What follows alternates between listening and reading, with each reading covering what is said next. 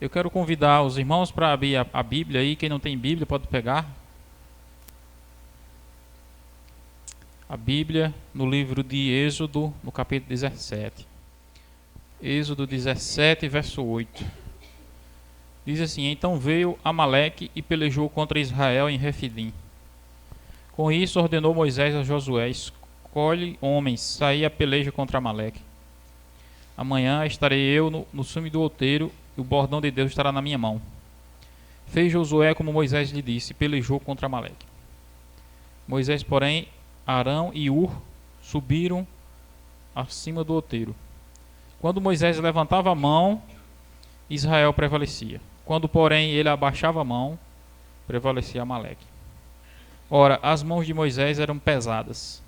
Por isso, tomaram uma pedra e puseram por baixo dele. E ele nela se assentou. Arão e Ur sustentavam as mãos, um de um lado e o outro do outro. Assim ficaram as mãos firmes até ao pôr do sol.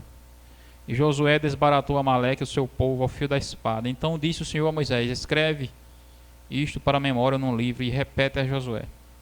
Eu hei de riscar totalmente a memória de Amaleque debaixo do céu. Moisés edificou um altar e lhe chamou: O Senhor é minha bandeira. E disse: Porquanto o Senhor jurou, haverá guerra do Senhor contra Amaleque de geração em geração. Veja que história interessante aí da Bíblia. A história de Moisés. Logo depois de Moisés, ele escolheu Josué para ficar depois dele. E tinha um inimigo do povo de Deus chamado os Amalequitas. Os Amalequitas eram pessoas endemoniadas, pessoas que faziam o trabalho do diabo, perseguindo o povo de Deus. Uma vez o povo de Deus ia passando e o povo de Deus simplesmente pediu, disse: a gente vai passar por essa estrada, vocês permitem? Ele disse: nem a gente permite, a gente vai atacar vocês. Aí foi exatamente por isso que Deus deu a ordem a Moisés para atacar os Amalequitas. Ele enviou Josué. Josué escolhe os homens para lutar contra Amaleque. Josué escolheu. E Moisés pegou um cajado, que Moisés trazia um cajado na mão, aquele cajado de madeira, que foi o cajado com o qual ele abriu o Mar Vermelho, e foi o cajado com o qual ele derramou 10 pragas no Egito. Levantava o cajado e Deus enviava os sinais. Transformou a água em sangue, mandou piolho, gafanhoto, pedras caindo do céu. Várias pragas caíram por meio daquele cajado que Moisés carregava. Era o mesmo cajado que ele apacentava as ovelhas. É interessante, um homem com cajado na mão venceu um reino do Egito, né? E foi o mesmo cajado que Moisés estava ali e disse que ele subiu um monte e disse que ele levantava o cajado assim, ó, para o céu. Disse que na hora que ele levantava, Josué vencia.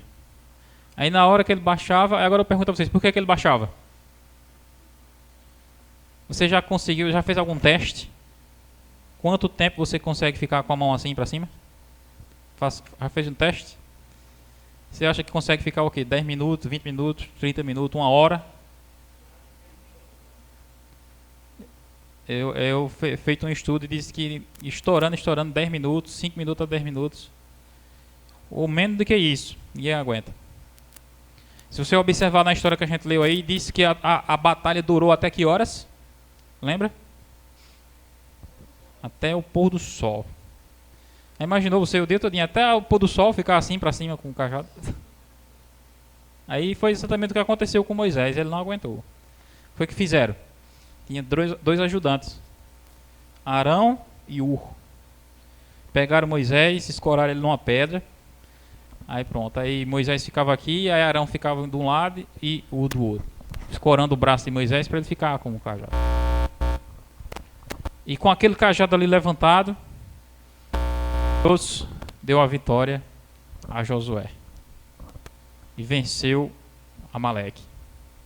Eu quero que vocês me digam o que representa esse cajado levantado na Bíblia. O que vocês acham? O que representa ficar com Moisés ter ficado com aquele cajado levantado assim para cima? Representa, sabe o quê? Confiança em Deus.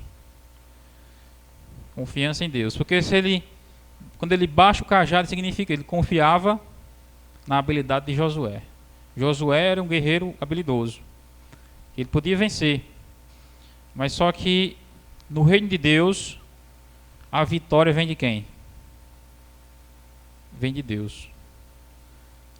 Da mesma maneira que na minha vida e na sua vida, você pode observar, quando você tenta resolver os seus problemas com a sua própria habilidade, o que é que acontece?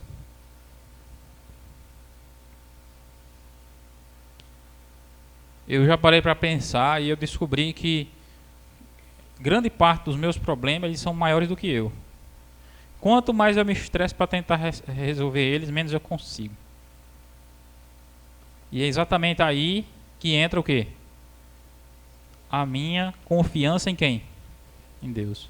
Existe algum problema que é maior do que Deus? O que é que vocês acham? Não. Nenhum problema é maior do que Deus. Quero que você abra agora aí o Salmo 37. Fica no meio da Bíblia, tem o Salmo, o livro de Salmos. Salmo 37, verso 3. O que é que você deve fazer diante dos problemas que você tem? 3. Diz assim: confia no Senhor e faz o bem. Habita na terra e alimenta da verdade. Agora leia o verso 5. O verso 5 diz assim: entrega teu caminho ao Senhor. Confia nele e o mais. Confiar no Senhor, irmãos, é fácil ou difícil? O que é que vocês acham? Confiar em Deus. É difícil confiar em Deus. Você pega, por exemplo, a própria história de Moisés. Moisés vinha conduzindo o povo e chegou no mar. A margem do mar, o mar vermelho. E o povo começou a dizer: para onde é que a gente vai? Porque atrás vinha o inimigo. À frente estava o mar, do lado eram 2 montanhas, não tinha para onde fugir. Deus disse a Moisés: diga ao povo que marche. O que você faria se você estivesse diante do mar e Deus lhe desse essa ordem? Marche. Primeira coisa que as pessoas iam dizer era: se eu vou entrar dentro d'água, marchar para dentro do mar? Isso fariam pessoas que não confiam em Deus. Confiar em Deus significa fé. No livro de Hebreus 11, verso 6 diz assim: sem fé é impossível agradar a Deus. Porque a pessoa que se aproxima de Deus necessita crer que Ele existe e que Ele recompensa quem o busca. Você só sabe se tem fé realmente quando você é desafiado exatamente em relação aos problemas que enfrenta. Eu vou mostrar aqui na Bíblia agora uma história de pessoas que confiaram em Deus e pessoas que não confiavam em Deus. E eu vou mostrar para vocês que as pessoas que confiam em Deus, elas são minoria. Você conta 1 ou 2 pessoas. Nessa história mesmo que eu vou contar aqui, só tinha 2 pessoas que confiavam em Deus. Está no livro de Números, é o livro que fica depois de Êxodo, que a gente leu agora há pouco. Números 13, 27. Aqui está registrada a história dos espias. Eram 12 pessoas, 12 espias. 12 pessoas enviadas para observar a terra de Canaã. E eles vinham com o objetivo de trazer um relatório a Moisés. 40 dias eles deveriam espionar a terra de Canaã. Ao final dos 40 dias eles deviam trazer um relatório a Moisés. E aqui no capítulo 13, no verso 27, diz o seguinte: relataram a Moisés e disseram: fomos à terra que nos enviaste, verdadeiramente mana leite e mel, este é o fruto dela. O povo, porém, que habita nela é poderoso, e as cidades são grandes e fortificadas. Também vimos ali os filhos de Anak. Os amalequitas habitam na terra do Negueb, os heteus, jebuseus, amorreus habitam na montanha. Os cananeus habitam ao pé do mar e pela ribeira do Jordão. Verso 30. Então Caleb fez calar o povo perante Moisés e disse: eia, subamos e possuamos a terra, porque certamente prevaleceremos contra ela. Porém, os homens que com ele tinham subido disseram: não poderemos subir contra aquele povo, porque é mais forte do que nós. E diante dos filhos de Israel, infamaram a terra que haviam espiado, dizendo: a terra pelo meio da qual passamos a espiar é a terra que devora os seus moradores. Todo o povo que vimos nela são homens de grande estatura. Também vimos ali gigantes, os filhos de Aná, que são descendentes dos gigantes. Éramos aos nossos próprios olhos como gafanhotos, e assim também éramos aos seus olhos. Observe aqui, irmãos, o contraste que eu mostrei a vocês aqui, de pessoas que não confiam em Deus, esses espias. Observaram a terra, viram que a terra era boa, mas disseram assim: nós não podemos conquistar a terra, porque as pessoas de lá são mais fortes do que nós. Eles disseram isso. Aí teve um que falou contra. Quem foi aí a pessoa que aparece aí, o nome? Caleb. Na verdade eram dois. Logo depois aparece Josué. Caleb e Josué disseram: não, a terra, ela é nossa. Quer ver? Eu quero que você leia comigo aí 14, capítulo 14, logo abaixo, 14, verso 6. Diz assim: Josué, filho de Nun, Caleb, filho de Jefoné, dentre os que espiaram a terra, rasgaram as suas vestes e falaram a toda a congregação dos filhos de Israel, dizendo: a terra pelo meio da qual passamos a espiar é terra muitíssimo boa. Se o Senhor se agradar de nós, então nos fará entrar nessa terra e nos dará, terra que manda leite e mel. Então somente não sejais rebeldes contra o Senhor, e não temais o povo dessa terra. Porquanto como pão os podemos devorar, retirou-se deles o seu amparo. O Senhor é conosco, não os temais. Apesar disso, toda a congregação disse que os apredejasse. Porém, a glória do Senhor apareceu na tenda da congregação, todos os filhos de Israel. Observem bem, irmãos. Eram 12 homens. Apenas 2 deles, que eram Josué e Caleb, acreditaram que eles podiam conquistar a terra. Os outros 10 disseram que não podiam. Por que aqueles 10 disseram que não podiam? Sabe por quê?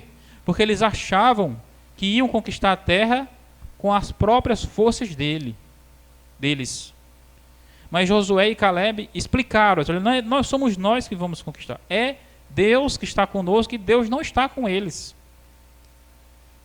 Ou seja, no meio desses 12 homens, quais eram os únicos que confiavam em Deus? Só Josué e Caleb confiavam em Deus. Os outros 10 confiavam apenas em si mesmo. E quando eles olhavam para si mesmo, eles viam que não tinham como vencer os inimigos, que eram maiores realmente. E é a mesma coisa comigo e com você. Quando eu e você olhamos para a nossa vida, vemos que os problemas são maiores do que nós. E a gente baixa a cabeça e diz: eu não posso, eu não consigo, não tem como. Por quê? Porque você olha apenas para si mesmo. Mas quando você tenta confiar em Deus, confiar no Senhor, aí todos os problemas diminuem. Por quê? Porque nenhum problema é maior do que Deus. Mas aí está o desafio. Como eu falei para vocês aqui, confiar em Deus não é simples. As pessoas, irmãos, confiam em tudo menos em Deus. Eu vou mostrar agora na Bíblia aqui 3 coisas nas quais você não deve confiar. A primeira coisa está aí em Isaías. Isaías fica depois de Salmos.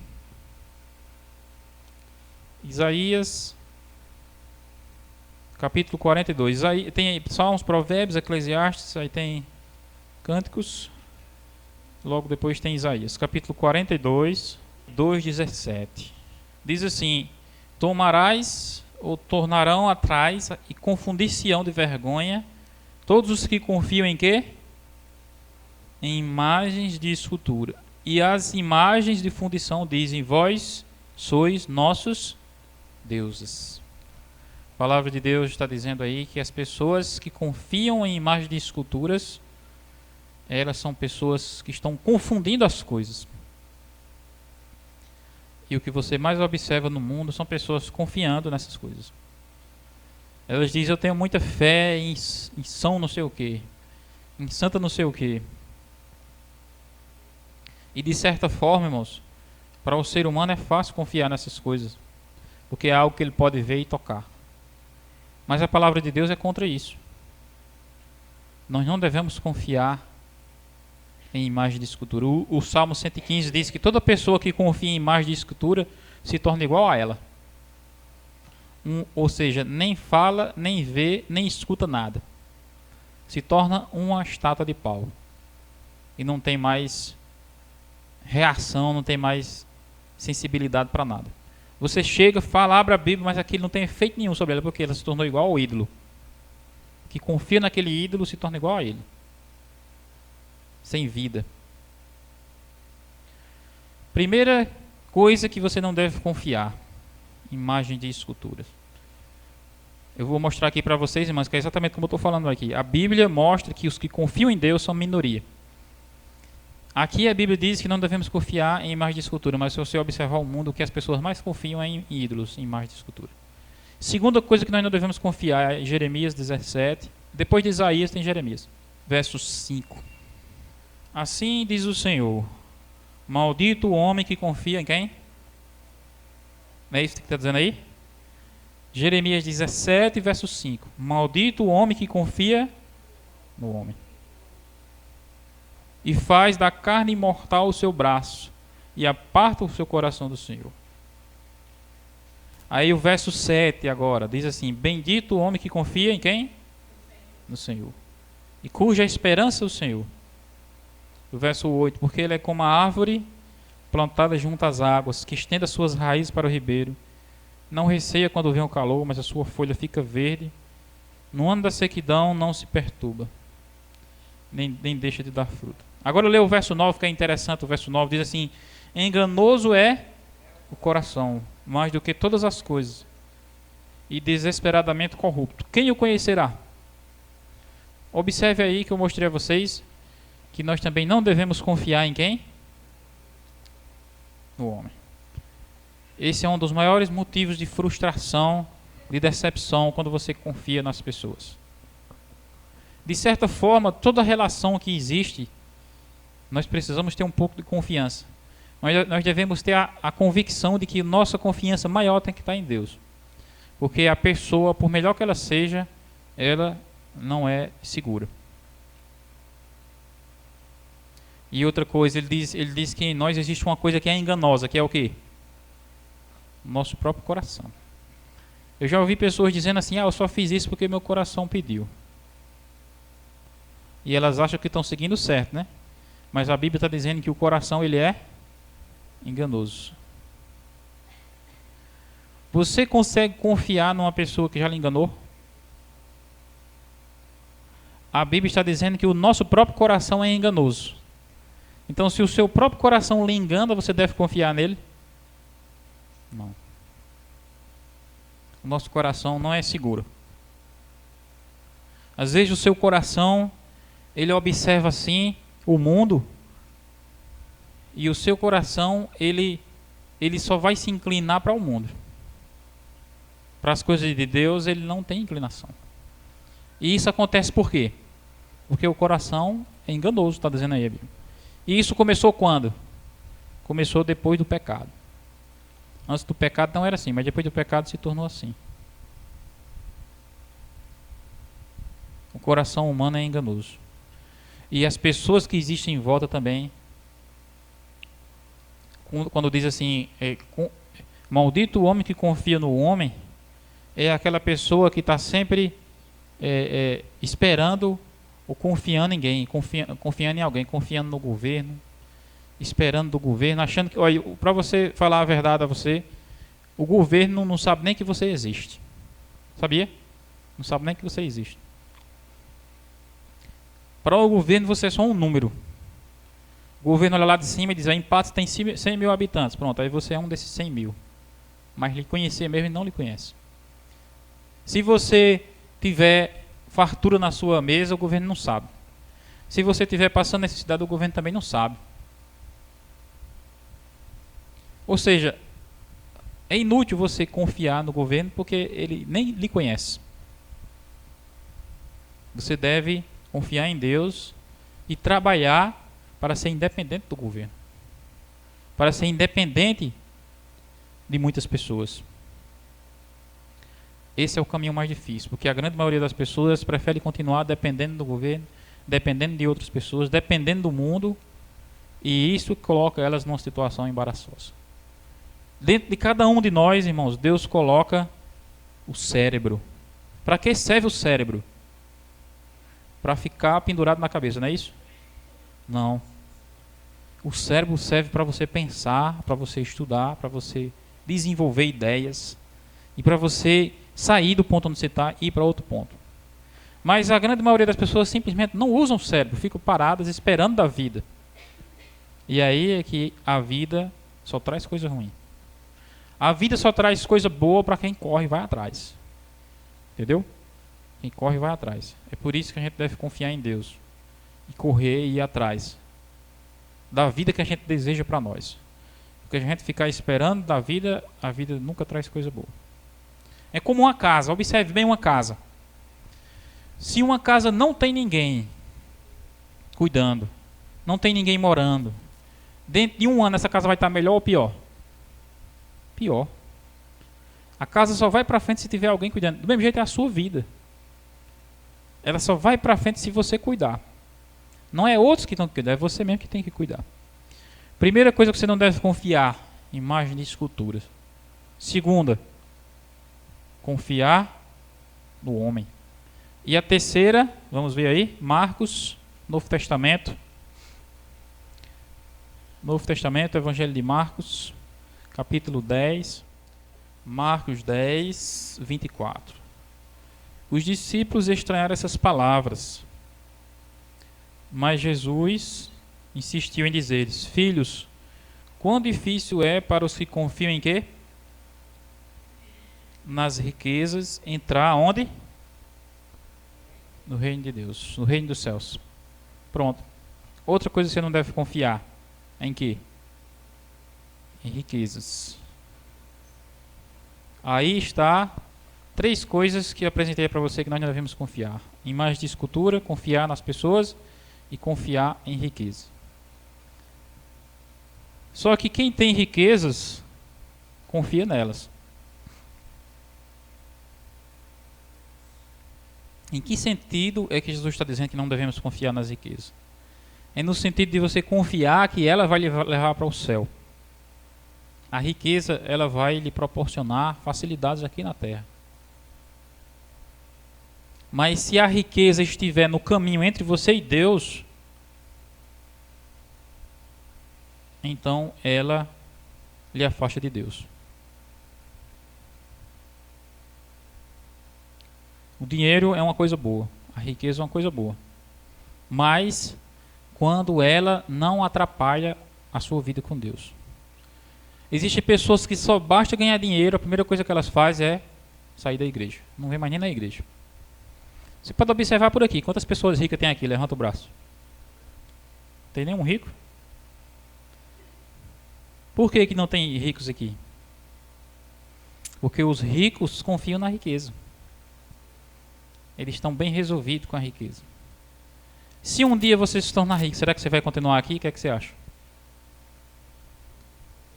Tomara que sim, né? Mas as pessoas que confiam nas riquezas, elas não querem saber de Deus. Porque todos os problemas que ela tem, dinheiro resolve. Isso não é bom? É bom por um lado, mas ao mesmo tempo a palavra de Deus diz. A palavra de Deus está dizendo o que aí? A palavra de Deus diz aqui: é difícil para os que confiam nas riquezas entrar no reino dos céus. Algumas pessoas dizem aí, está dizendo aí que esse versículo está dizendo que Jesus está dizendo que é pecado possuir riquezas. Jesus não está dizendo isso, não. Ele está dizendo para pessoas que têm riquezas e que confiam nelas mais do que Deus. Possuir riqueza não é pecado. Não é errado. O pecado está em você colocar ela como primeiro lugar acima de Deus. Eu apresentei aqui para vocês, irmãos, a história de Moisés. Ele levantou o cajado, ali representava a confiança que ele tinha em Deus. Enquanto aquele cajado estava levantado, Josué prevalecia contra o inimigo.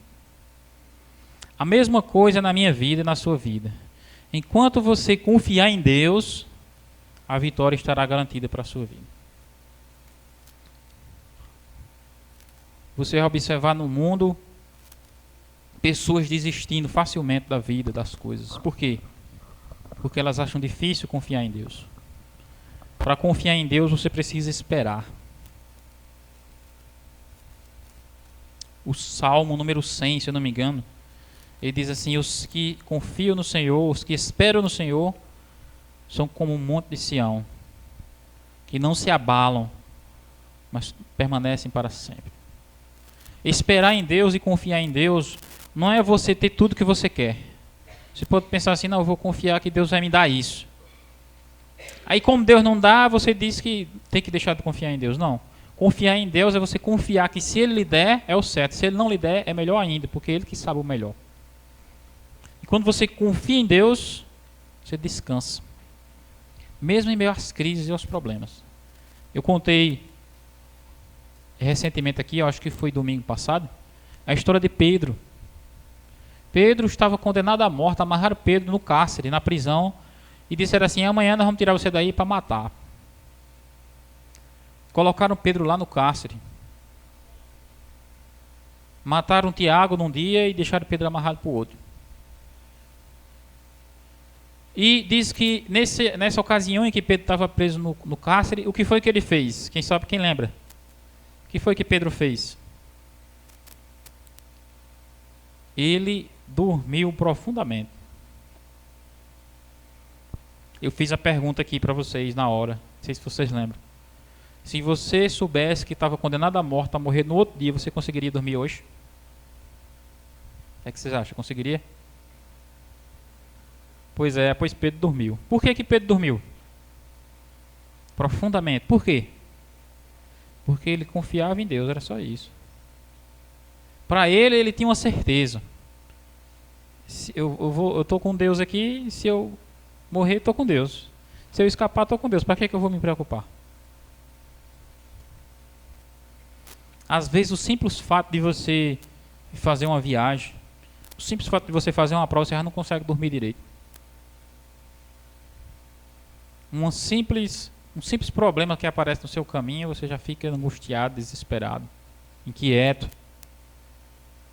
E isso demonstra falta de confiança em Deus. Quando você confia em Deus, você descansa.